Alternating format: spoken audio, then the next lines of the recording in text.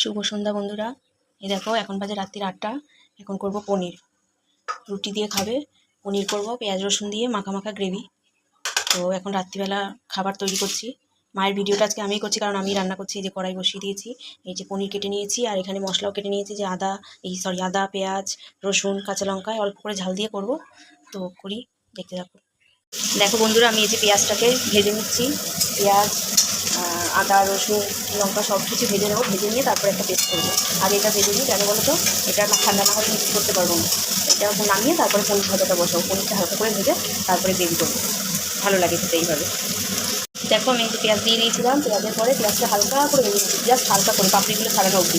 পেঁয়াজটা ভাজা ভাজা করে তারপরে তার মধ্যে রসুন আদা কাঁচা লঙ্কা সব দিয়ে দিয়েছি। একটু ভাজা ভাজা করে টমেটো দিলে আরও ভালো লাগবে, কিন্তু টমেটো তো নেই।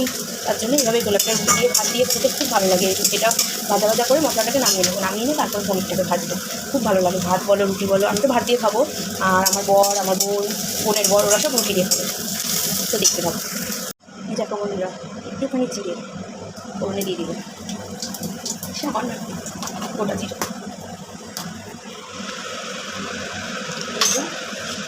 জাস্ট গোটা জিরেটা একটুখানি ভাজা ভাজা হয়ে গেলে এবার আমি দিয়ে দেবো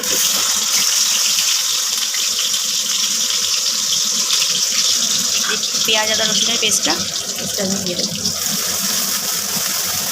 মশলাটা দিয়ে কিন্তু ভালো করে কষাতে হবে। এই নয় যে পেঁয়াজ আদা রসুনটা ভাজা হয়ে গেছে বলে, ভাজা মশলাটা পেস্ট করে নিয়েছি বলে যে ওটাকে দিয়ে একটুখানি নাড়াচাড়া দিয়ে জল দিয়ে দেবো, তা নয়। মশলাটাকে ভালো করে তেলের সাথে কষাতে হবে।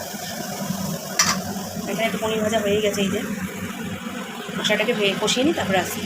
এই দেখো বন্ধুরা, দিয়ে দিয়েছি লবণ হলুদ জিরের গুঁড়ো লঙ্কার গুঁড়ো সব কিছু দিয়ে একটুখানি জল দিয়ে মশলাটাকে এবার কষতে দেবো।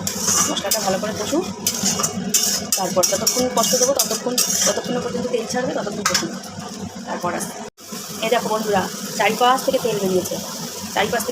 তারপরে মশলাটা কষে গেছে। একটু চিনি আর একটু গরম মশলা দিয়ে দিয়েছিলাম কষানোর সময়। এই দেখো মশলাটা ভালো করে কষে গেছে, হালকা হালকা তেল বেরিয়েছে। এতে কিন্তু দারুণ হয়, দারুণ। তোমরা এইভাবে করে খেতে পারো, জাস্ট দারুণ, ওয়াও। এবার আমি পনিরটা দিয়ে দেবো। দেখো আমি পনিরটা দিয়ে দিলাম।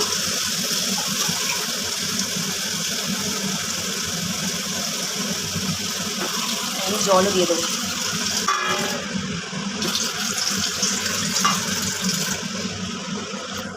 এবার এটা আস্তে আস্তে ফুটুক, মাখা মাখা হোক, তারপরে আসি। একটু জল টানবে, একটু ফুটুক টকবক করে, তারপরে আমি আসি। দেখো বন্ধুরা, তরকারিটা ফুটে গেছে, ঝোলটাও অনেকটা টেনে গেছে, চারিপাশ দিয়ে দেখো তেল বেরিয়ে গেছে, আর গ্রেভিটাও মোটা মোটা হয়ে গেছে। তো রুটির সাথে এটা পারফেক্ট। তোমরা তোমাদের মতো করে দেখে নামাবে, কিন্তু আমার এইটুকু দরকার। তো তাই তোমরা যদি চাও আরও শুকাতে পারো গ্রেভিটা, কিন্তু আমার এইটুকু দরকার। দেখো এটা, ঠিক আছে? তো আমি এবার নামাবো। তোমরা এরকমভাবে পনির রান্না করে খেও, আশা করছি ভালো লাগবে। আমাদের খুব ভালো লাগে। তো আমি এখন তরকারিটা নামাবো। গ্যাসটা বন্ধ করলাম।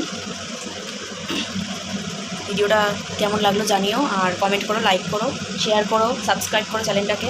বুঝতেই তো পারছো, তোমাদের সাপোর্টের খুব দরকার। তোমরা সাপোর্ট করো, পাশে থাকো, ভালোবাসা দাও আমাদের আরও অনেক বেশি বেশি করে। Good night.